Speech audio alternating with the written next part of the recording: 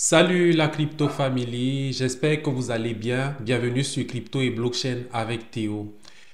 Le sujet d'aujourd'hui me passionne tellement, c'est un sujet qui m'a fait beaucoup réfléchir. C'est un sujet que je souhaitais aborder bien avant, mais bon, aujourd'hui est le bon moment et donc je vais l'aborder. La question c'est, est-il tard de rejoindre Pi Network?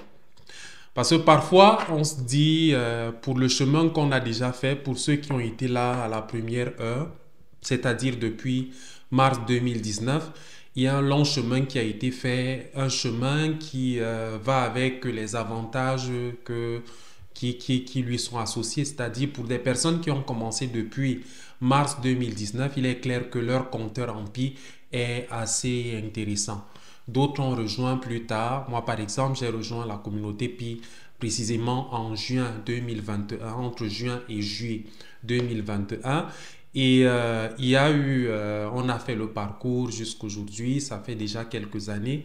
Et on peut se réjouir quand même que pendant cette période-là, en toute conscience et de par les efforts qu'on faisait, on a donc un certain capital en Pi qu'on a pu réunir, dont on se réjouit et ainsi de suite. C'est bien. Bon, maintenant, on se pose la question pour ceux qui arrivent juste à peine et qui constatent que les compteurs des autres sont assez colossaux. Ils peuvent se poser la question que, mais est-ce que vraiment ça vaut encore la peine de rejoindre l'écosystème Pi, étant donné qu'on est déjà presque à la phase terminale du projet? En fait, avant de répondre directement à cette question-là, j'aimerais souligner déjà une chose, c'est que euh, on connaît Pavel Durov, Pavel Durov qui est le créateur de Telegram. On connaît des personnes comme Aliko Dangote, on connaît des personnes comme Mark Zuckerberg, on connaît des personnes comme, je vais encore citer Simon Ouedraogo et ainsi de suite. On connaît toutes ces personnes-là. Et la question que je vais poser, c'est est-ce que ces personnes-là étaient là quand on créait l'euro ou le dollar ou bien le franc CFA? Est-ce que ces personnes-là étaient là?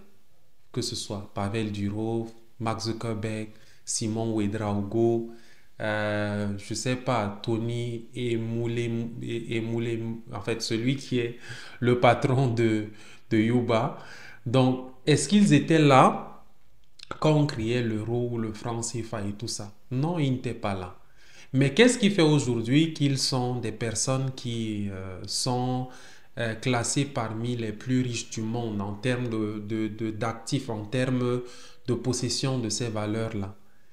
Il y a une chose, c'est simplement qu'ils ont su créer de la valeur dans l'écosystème qui est alimenté par le dollar, qui est alimenté par le franc CFA, qui est alimenté par l'euro, qui est alimenté et ainsi de suite. Donc, ils ont su créer de la valeur dans cet écosystème-là. Et en créant cette valeur, ils ont attiré justement ces capitaux-là vers eux. Donc, à prendre déjà cet exemple-là, ce que je pense que la réponse, elle est là. La réponse est simplement qu'il ne sera jamais tard de rejoindre Pi Network. Vous pouvez même le rejoindre 10 ans plus tard et devenir le plus riche en Pi. Vous pouvez même rejoindre le projet demain ou aujourd'hui même et devenir du coup quelqu'un qui, en apportant de la valeur à l'écosystème, peut passer au-delà de tout ce qu'on a actuellement comme Pi.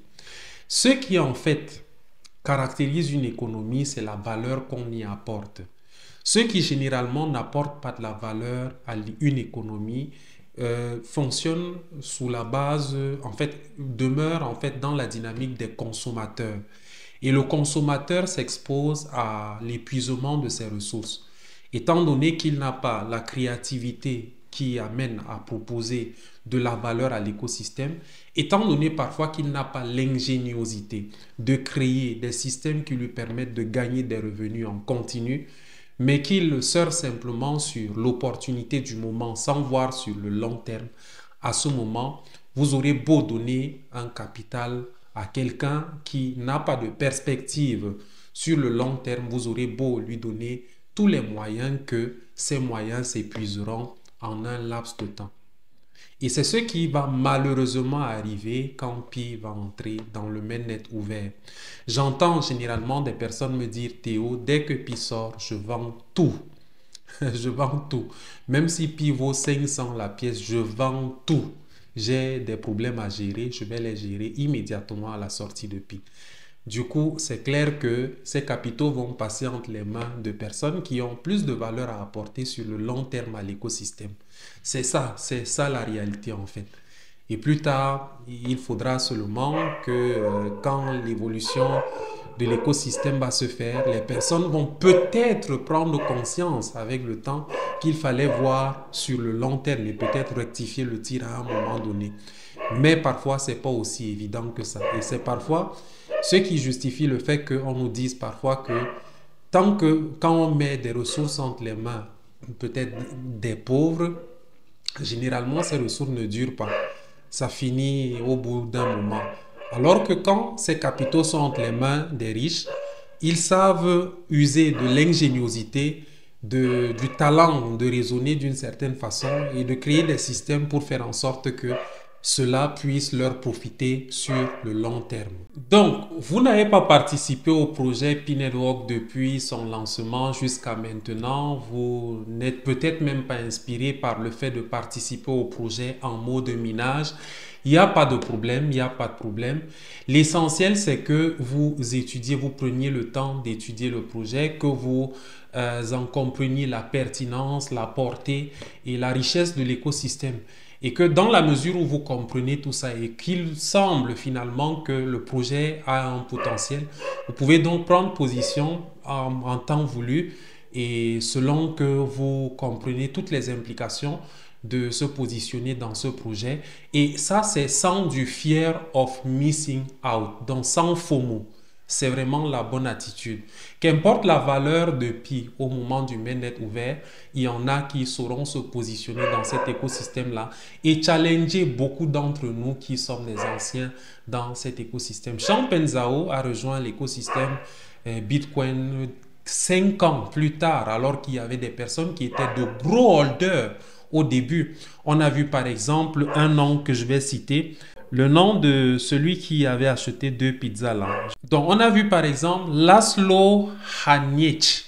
Laszlo Haniec qui avait dépensé 10 000 bitcoins pour acheter le 22 mai 2010 pour acheter 2 pizzas. C'était un gros holder, c'était un très gros holder. J'imagine que jusqu'aujourd'hui quand même, il est dans le holding du Bitcoin. Et en fait, l'action qu'il faisait à cette date-là en 2010, c'était pour promouvoir l'utilisation du Bitcoin. Mais étant donné qu'il était positionné dès le début, c'est dire combien il trouvait qu'il y avait une vision associée à ce projet. Et donc, lui, il voyait long terme de toutes les façons. Bon, je ne sais pas, en tout cas, il était positionné dans le Bitcoin. Et je pense qu'il est resté l'une des personnes qui a une certaine position, même si elle est petite actuellement sur le projet.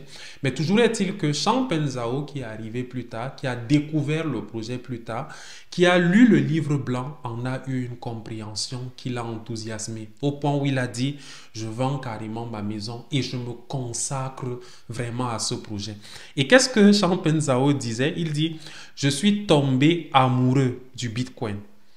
J'ai beaucoup lu dessus et j'ai décidé de m'y consacrer à plein temps. Je suis tombé amoureux du Bitcoin.